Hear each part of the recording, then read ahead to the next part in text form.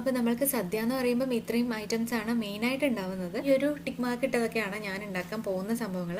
അപ്പോൾ നമ്മളിപ്പോൾ സാധാരണ സദ്യ ഉണ്ടാക്കുമ്പോൾ എന്താണ് നമ്മൾക്ക് ഉണ്ടാക്കേണ്ടത് എന്നുള്ളൊരു പ്ലാൻ വേണം. ഇപ്പം ഞാൻ ഇതാണ് ഉണ്ടാക്കാൻ പോണത്. നമ്മുടെ പച്ചക്കറികളൊക്കെ അനുസരിച്ചിട്ട് ആദ്യം തന്നെ നമുക്ക് ചെയ്യേണ്ടതെന്ന് വെച്ചാൽ പച്ചക്കറികളൊക്കെ ഒന്ന് അരിഞ്ഞു വെക്കണം. ഇപ്പം രാവിലെ സദ്യ ഉണ്ടാക്കുമ്പം വൈകുന്നേരം തന്നെ പച്ചക്കറികൾ അരിഞ്ഞു വെക്കുകയാണെങ്കിൽ നമ്മൾക്ക് അത്രയും പണി കുറഞ്ഞു കിട്ടും. അതുപോലെ തന്നെ ഇഞ്ചിപ്പുളി, പിന്നെ നമ്മുടെ മാങ്ങാച്ചാറും അങ്ങനെയുള്ള പുളിശ്ശേരി അങ്ങനെയൊക്കെ ഉണ്ടാക്കുന്നുണ്ടെങ്കിൽ അതൊക്കെ തലേദിവസം തന്നെ രാത്രി തന്നെ ചെയ്ത് വെക്കുകയാണെങ്കിൽ അതും എളുപ്പമായിരിക്കും. ഉള്ളത് കൊണ്ടാണ് ഞാൻ ഇന്ന് മെഴുക്കുവരട്ടിയൊക്കെ ഉണ്ടാക്കാൻ പോണത്. അപ്പോൾ ഇത്രയും പച്ചക്കറികളാണ് നമ്മുടെ ഇതിനകത്ത് ഞാൻ ഉപയോഗിച്ചിരിക്കുന്നത്. കടലൊക്കെ നമ്മൾ കൂട്ടുകറി ഉണ്ടാക്കാനുള്ളതൊക്കെ വെള്ളത്തിലിട്ട് തലേദിവസം തന്നെ വെക്കുക. അപ്പോൾ എന്തായാലും നമുക്ക് ആദ്യം ഇഞ്ചിക്കറി എങ്ങനെ ഉണ്ടാക്കാമെന്ന് നോക്കാം. എണ്ണ ഒഴിക്കുക, അത് ചൂടാകുമ്പം ഇഞ്ചി നന്നായിട്ട് വറുത്തെടുക്കുക. ഇങ്ങനെ വറുത്തതിന് ശേഷം ഇതൊന്ന് പൊടിച്ചെടുക്കുക, ചെറുതായിട്ടൊന്ന് പൊടിച്ചെടുത്താൽ മതി. പിന്നെ അതേ എണ്ണയിലോട്ട് തന്നെ നമുക്ക് വറ്റൽമുളകും പച്ചമുളകും കറിവേപ്പിലയും കൂടി ഇട്ടിട്ടൊന്ന് വറുത്തെടുക്കുക. പച്ചമുളകൊക്കെ ഒന്ന് നന്നായിട്ടൊന്ന് ഡ്രൈ ആയിട്ട് വരണം. അതിനുശേഷം നമുക്ക് പൊടികൾ ചേർക്കണം. മഞ്ഞൾപ്പൊടിയും കായത്തിൻ്റെ പൊടിയും ഉലുവാപ്പൊടിയാണ് ചേർക്കുന്നത്. പിന്നെ മുളക് പൊടി ചേർക്കുന്നുണ്ട്. അതിനുശേഷം തീ കുറച്ച് വെച്ചിട്ട് വേണം ഒന്ന് മിക്സ് ചെയ്യാൻ. പിന്നെ പുളിവെള്ളം ചേർക്കുക. അതിനുശേഷം ഉപ്പ് ആവശ്യത്തിന് ചേർക്കുക. പിന്നെ നമ്മൾക്ക് ഇതിലോട്ട് ആവശ്യത്തിനുള്ള വെള്ളം കൂടി ചേർക്കാം, ഗ്രേവിക്ക് അനുസരിച്ചിട്ട് ചേർക്കുക. എന്നാലും ഒരുപാട് വെള്ളം ആവില്ലല്ലോ ഇഞ്ചിപ്പുളി എന്ന് പറയുന്നത്, ഒരിത്തിരി ഒഴുകി കിടക്കുന്ന രീതിയിൽ. പിന്നെ വെല്ലം ഇടുന്നുണ്ട്, ശർക്കര ഇട്ടിട്ട് അതിനുശേഷം ഇഞ്ചി അരച്ചതും കൂടെ ചേർത്തിട്ട് നമ്മൾക്കൊന്ന് 2-3 മിനിറ്റ് തിളപ്പിച്ചെടുക്കുക. അത്രയേ ഉള്ളൂ, ഇഞ്ചി കറി റെഡി ആയിട്ടുണ്ട്. ഇനിയിപ്പോൾ മാങ്ങ അച്ചാർ ഉണ്ടാക്കാൻ വേണ്ടിയിട്ട് ഇത് പെട്ടെന്ന് ഉണ്ടാക്കിയെടുക്കാൻ പറ്റും. അപ്പോൾ മാങ്ങയിലോട്ട് ഉപ്പും മുളകും കുറച്ച് മഞ്ഞൾപ്പൊടിയും കൂടെ ചേർത്തിട്ടൊന്ന് തിരുമ്മി വെക്കുക. ഒരു 20 മിനിറ്റോളം അത് അവിടെ അങ്ങനെ ഇരുന്നോട്ടെ. ഇനി നമുക്കിതിലോട്ട് കടുക് താളിച്ച് കൂട്ടാൻ വേണ്ടിയിട്ട് നല്ലെണ്ണയിലോട്ട് കടുകും അതുപോലെ തന്നെ കറിവേപ്പില, പിന്നെ ഉലുവയുടെ പൊടി, കായത്തിൻ്റെ പൊടി ഇത്രയും ഇടുക. പൊടി ഇടുമ്പം സ്റ്റൗ ഓഫ് ചെയ്തിട്ട് ഇട്ടാൽ മതി. അതിനുശേഷം ഈ ഒരു മാങ്ങയിലോട്ട് കൊട്ടുക. അത്രയേ ഉള്ളൂ, നമ്മുടെ ഈസി ആയിട്ടുള്ള മാങ്ങാച്ചാറ് റെഡി ആയിട്ടുണ്ട്. നമുക്ക് ചോറ്, ഇപ്പോൾ മട്ടേരിയുടെയൊക്കെ ചോറാണെങ്കിൽ നമ്മൾക്ക് നേരത്തെ തന്നെ വെച്ച് വെക്കാം. അപ്പോൾ അത് സൈഡിലങ്ങ് ആയിക്കോളുമല്ലോ. അപ്പോൾ ഇനി വെക്കാൻ പോകുന്നത് സാമ്പാറാണ്. അതിനുള്ള പരിപ്പ് വേവിച്ചെടുക്കുക. അതിനുശേഷം നമ്മൾക്ക് ഈ പരിപ്പിലോട്ട് പച്ചക്കറികൾ ചേർക്കുക. മുളകുമൊക്കെ ചേർക്കുന്നുണ്ട് ഞാൻ. അപ്പോൾ ആവശ്യമുള്ള പച്ചക്കറികൾ ചേർത്തിട്ട് ഇനി ഇതിലോട്ട് മഞ്ഞൾപ്പൊടിയും ഉപ്പും കൂടി ഇട്ടിട്ട് ഒന്ന് വേവിച്ചെടുക്കാം. പച്ചക്കറി വേവണ വരെ ഒന്ന് തിളപ്പിച്ചെടുക്കുകയാണ് ചെയ്യേണ്ടത്. ഇപ്പോൾ പച്ചക്കറികളെല്ലാം വെന്തിട്ടുണ്ട്. ഇനി ഇതിലോട്ട് പുളി ഒഴിക്കുക. പിന്നെ മല്ലിപ്പൊടിയും മുളക് പൊടിയും അതുപോലെ കായത്തിൻ്റെ പൊടിയും കൂടിയിട്ട് ഇടണം. ഇതൊന്ന് നമ്മൾക്ക് നന്നായിട്ട് തിളപ്പിച്ചിട്ടെടുക്കാം. പിന്നെ അപ്പുറത്ത് വേറൊരു പാനിൽ വെളിച്ചെണ്ണയിലോട്ട് വറ്റൽമുളക് ചേർക്കുക, വെളുത്തുള്ളി ചേർക്കുക, പിന്നെ കുഞ്ഞുള്ളിയും കൂടി ചേർത്തിട്ട് ഒന്ന് വഴറ്റിയെടുക്കുക. അതിനുശേഷം വെണ്ടയ്ക്കും തക്കാളിയും കറിവേപ്പിലയും കൂടി ഇട്ടിട്ട് ഒന്നുകൂടെ ഒന്ന് വഴറ്റിയെടുക്കുക. നന്നായിട്ട് വഴണ്ട് കഴിയുമ്പോൾ നമ്മൾക്ക് ഇത്തിരി സാമ്പാർ പൊടിയിൽ കുറച്ച് വെള്ളം ചേർത്ത് കലക്കിയിട്ട് ഇതിലോട്ട് ചേർത്തിട്ട് ഒന്ന് വഴറ്റിയെടുക്കണം. എണ്ണ തെളിയുന്നത് വരെ വന്നിട്ട് വഴറ്റിയെടുക്കുക. അപ്പം സാമ്പാറിന് നല്ലൊരു മണവും അതുപോലെ കളറും കിട്ടും.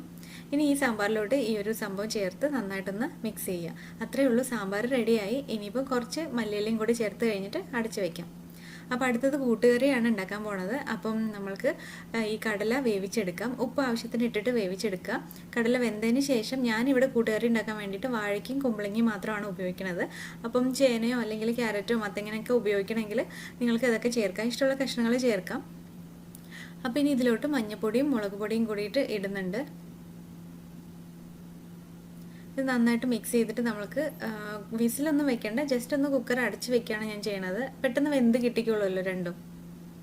ഇനി കൂട്ടുകറിക്കുള്ള കൂട്ടുണ്ടാക്കാം. അപ്പം വെളിച്ചെണ്ണയിലോട്ട് ജീരകം ഇടുക, അതുപോലെ കുരുമുളക് ഇടുക, പിന്നെ വറ്റൽമുളക് ചേർക്കുക. ഒരു 2 ചേർക്കണുള്ളൂ, അതൊക്കെ എരിവിനനുസരിച്ചിട്ട് ചേർക്കാം. പിന്നെ നമുക്ക് 1 കപ്പോളം തേങ്ങ ചേർത്ത് നന്നായിട്ട് വറുത്തെടുക്കണം. നല്ല ബ്രൗൺ കളർ ആവുന്നത് വരെ വറുക്കുക. അതിനുശേഷം ഇതൊന്ന് അരച്ചെടുക്കണം. അപ്പോഴത്തേക്ക് നമ്മുടെ കായ്കളൊക്കെ വെന്തിട്ടുണ്ട്. ഇത്തിരി ഉപ്പ് കുറവുണ്ട്, അപ്പം അത് ചേർക്കുന്നുണ്ട്. പിന്നെ കൂട്ടുകറിയിൽ വെല്ലം ഇടുമല്ലോ, ശർക്കര, അപ്പോൾ അതും കൂടെ ഇട്ടിട്ടുണ്ട്. ഇനി നമ്മൾക്ക് ഈ അരച്ച് വെച്ചിട്ടുള്ള തേങ്ങാക്കൂട്ട് ഇതിലോട്ട് ചേർക്കാം. പിന്നെ ഒന്ന് നന്നായിട്ട് മിക്സ് ചെയ്യുക. ഒരു 2-3 മിനിറ്റ് ഒന്ന് അങ്ങനെ മിക്സ് ചെയ്ത് കൊടുത്താൽ മതി. അതിനുശേഷം നമുക്ക് ഇതിലോട്ട് കടുക് താളിച്ച് കൊട്ടാം. അപ്പോൾ വെളിച്ചെണ്ണയിലോട്ട് കടുകും കറിവേപ്പിലയും വറ്റൽമുളകും മാത്രമാണ് ഇടുന്നത്.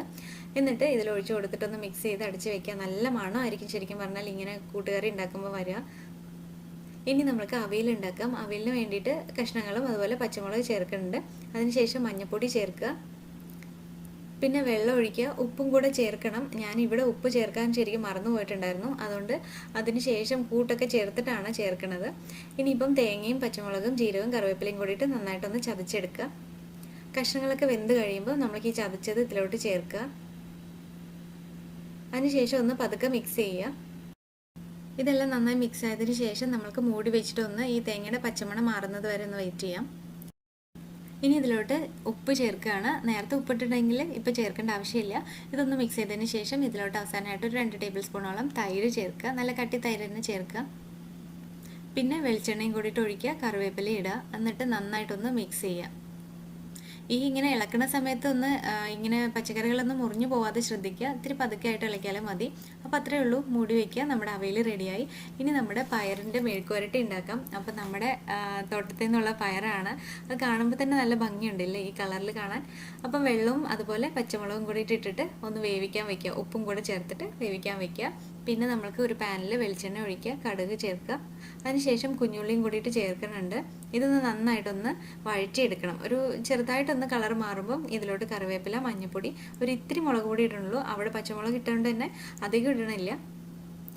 ഇനി നമ്മൾക്ക് ഈ ഒരു വേവിച്ച് വെച്ചിട്ടുള്ള പയർ ചേർക്കുക. എന്നിട്ട് നന്നായിട്ട് അതിൻ്റെ വെള്ളമൊക്കെ ഒന്ന് വറ്റിച്ചെടുക്കുക. അത്രയേ ഉള്ളൂ. നമ്മുടെ മെഴുക്കുവരട്ടി റെഡിയാവും അപ്പോഴത്തേക്കും. ഇനിയിപ്പോൾ നമ്മൾക്ക് ഉണ്ടാക്കേണ്ടത് പച്ചടിയാണ്. ഞാനിവിടെ മുന്തിരി കൊണ്ടുള്ള പച്ചടി ഉണ്ടാക്കാൻ പോണത്. അപ്പം തേങ്ങ എടുക്കുക, ജീരകവും പിന്നെ ഇച്ചിരി കടുക്, ഒരു നുള്ളു കടുക് ഇട്ടാൽ മതി. പിന്നെ പച്ചമുളകും കൂടെ ചേർത്ത് നന്നായിട്ട് പേസ്റ്റ് പോലെ അരച്ചെടുക്കണം. ഒരു പാത്രത്തിൽ വെളിച്ചെണ്ണ ഒഴിക്കുക. പിന്നെ കടുകും കറിവേപ്പിലയും വറ്റൽമുളകും കൂടെ ചേർത്തിട്ട് നമ്മുടെ അരപ്പുണ്ടല്ലോ അത് ഇതിലോട്ട് ചേർക്കുക. ആവശ്യത്തിനുള്ള വെള്ളം അപ്പം തന്നെ ഒഴിക്കുക. പിന്നെ അരപ്പൊക്കെ ചേർക്കുമ്പം തീ കുറച്ച് വയ്ക്കുക. അതിനുശേഷം മുന്തിരി ഇടുക. പിന്നെ ഉപ്പ് ചേർക്കുക ആവശ്യത്തിന്. മുന്തിരി ഇട്ടിട്ട് ഒരു 2 മിനിറ്റ് അങ്ങനെ ഒരു ഇളം ചൂടിൽ അങ്ങനെ ഇരിക്കട്ടെ. അതിനുശേഷം നമ്മൾക്ക് പിന്നെ സ്റ്റൗ ഓഫ് ചെയ്തിട്ട് തൈര് ചേർക്കണം. തൈരിന് അധികം ഒന്നും പുളി പാടില്ല. ഒരുപാട് പുളിച്ച് പോയി കഴിയുമ്പോൾ നമുക്ക് ആ ഒരു ടേസ്റ്റ് കിട്ടില്ല ശരിക്കും. മുന്തിരി അപ്പം കുറച്ചുകൂടെ ഇടുന്നുണ്ട് ഞാൻ. അതിന് ശേഷം ഇത് നന്നായിട്ടൊന്ന് ഇളക്കിയിട്ട് എടുത്ത് വയ്ക്കുക. അത്രേ ഉള്ളൂ. പച്ചടി റെഡിയായി. ഇനിയിപ്പം ബീട്രൂട്ടിൻ്റെ കിച്ചടിയാണ്. ഇതിപ്പോൾ ഒരു കളറിന് വേണ്ടിയിട്ടാണ് ഈ ഒരു ബീട്രൂട്ടിൻ്റെ ഉണ്ടാക്കുന്നത്. ശരിക്കും സദ്യയിൽ അത് കാണാൻ തന്നെ നല്ല ഭംഗിയാണല്ലോ. അപ്പം ബീട്രൂട്ട് വേവിച്ചിട്ട് നമ്മൾക്ക് അരപ്പെന്ന് പറയുമ്പോൾ തേങ്ങയും പച്ചമുളകും മാത്രമാണ് അരയ്ക്കുന്നത്. പിന്നെ ഈ ഒരു ബീട്രൂട്ടും ഞാൻ അരച്ചെടുത്തിരിക്കുകയാണ്. നമുക്ക് ഗ്രേറ്റ് ചെയ്തെടുക്കുകയാണെങ്കിൽ അങ്ങനെയും ചെയ്യാം. പിന്നെ തൈരും ഉപ്പും എല്ലാം കൂടെ ഒരു പാത്രത്തിൽ തന്നെ ചേർത്ത് നന്നായിട്ടൊന്ന് ഇളക്കിയെടുക്കുക. നല്ല കളറിൽ കാണാം. ഇനി നമ്മൾക്ക് കടുക് താളിച്ചിട്ട് ഒഴിക്കുകയാണ്. അപ്പോൾ കടുകും വറ്റൽമുളകും കറിവേപ്പിലയും അത്രയേ ഉള്ളൂ ചേർക്കണുള്ളൂ. നന്നായിട്ട് മിക്സ് ചെയ്തിട്ടും അത് എടുത്ത് വയ്ക്കാം. ഇനി നമ്മൾ പായസമാണ് ഉണ്ടാക്കാൻ പോണത്. പായസം എന്ന് പറയുമ്പോൾ ഞാൻ മട്ടേരിയുടെ പായസമാണ്. നല്ല ഈ ഒരു അമ്പലപ്പുഴ സ്റ്റൈലിലാണ് ഉണ്ടാക്കുന്നത്. സിമ്പിളായിട്ടാണല്ലോ, അതിൽ വേറെ ഇൻഗ്രീഡിയൻസിൻ്റെ ഒന്നും ആവശ്യമില്ല. അപ്പം പെട്ടെന്ന് സദ്യയൊക്കെ ഉണ്ടാക്കുമ്പോൾ ഇങ്ങനെ ഉണ്ടാക്കാം. അപ്പം ഞാനൊരു 4 കപ്പോളം ഇതെടുത്തിട്ടുണ്ട്, പാലെടുത്തിട്ടുണ്ട്. അതിലോട്ട് 1/2 കപ്പ് പഞ്ചസാര ഇട്ടതിന് ശേഷം ഒന്ന് തിളയ്ക്കാൻ വേണ്ടിയിട്ട് വെയിറ്റ് ചെയ്യാം. അപ്പം ഞാനിവിടെ നിറപറയുടെ മട്ട പച്ചരിയാണ് എടുത്തിരിക്കുന്നത്. അപ്പോൾ നമുക്ക് പച്ചരി ഏത് വേണമെങ്കിലും എടുക്കാൻ കുഴപ്പമില്ല. ഇതിപ്പം പായസം റൈസ് എന്ന് പറഞ്ഞിട്ട് കിട്ടിയിട്ടുണ്ടായിരുന്നു, അതുകൊണ്ട് അതെടുത്തതാണ്. അതിനകത്ത് ജസ്റ്റ് 1/4 കപ്പാണ് ഞാൻ എടുക്കുന്നത് അരി. എന്നിട്ട് നന്നായിട്ട് കഴുകണം. 2-3 പ്രാവശ്യം നന്നായിട്ട് കഴുകുക. പാല് തിളച്ചതിന് ശേഷം ഈ അരി ഇതിലോട്ട് കൊട്ടുക. പിന്നെ ഒന്ന് ഇളക്കിയതിന് ശേഷം കുക്കർ അടിച്ചിട്ട് ഒരു 30 മിനിറ്റ് ലോ ഫ്ലെയിമിലാണ് വെക്കുന്നത്. വിസിൽ നമ്മൾക്ക് ഇങ്ങനെ വരാൻ വേണ്ടിയിട്ട് നിൽക്കേണ്ടതെന്ന് വെച്ചാൽ ഹൈ ഫ്ലെയിമിലാക്കി വെക്കേണ്ട ആവശ്യമില്ല, അടി പിടിക്കും. അല്ലാതെ ഭയങ്കരമായിട്ട് ലോ ആയിട്ട് വെക്കുക. ഒരു 30 മിനിറ്റ് വെക്കുക. അപ്പോഴത്തേക്കും നമ്മുടെ ഈ അരിയൊക്കെ നന്നായിട്ട് വെന്ത് കറക്റ്റായിട്ടുണ്ടാവും. ഇതിപ്പോൾ നമ്മുടെ പായസം റെഡി ആയിട്ടുണ്ട്. ഇതൊന്ന് നന്നായിട്ടൊന്ന് മിക്സ് ചെയ്തെടുക്കുക. അത്രേ ഉള്ളൂ. ഇതിപ്പം ചൂടോടുകൂടെ കുറച്ച് വെള്ളം പോലെ ഇരിക്കും. കുറച്ചുകൂടെ കഴിയുമ്പോഴത്തേക്കും ഒരു ഇത്തിരി കൂടെ കട്ടിയാവും. അപ്പം അതുകൊണ്ട് ഈ ഒരു ഇത് പാകമായിരിക്കും. നമ്മൾ പാലെടുക്കുമ്പോൾ നല്ല പാലെടുക്കണം, എന്ന് വെച്ചാൽ നല്ല കട്ടിയുള്ള പാലെടുക്കണം.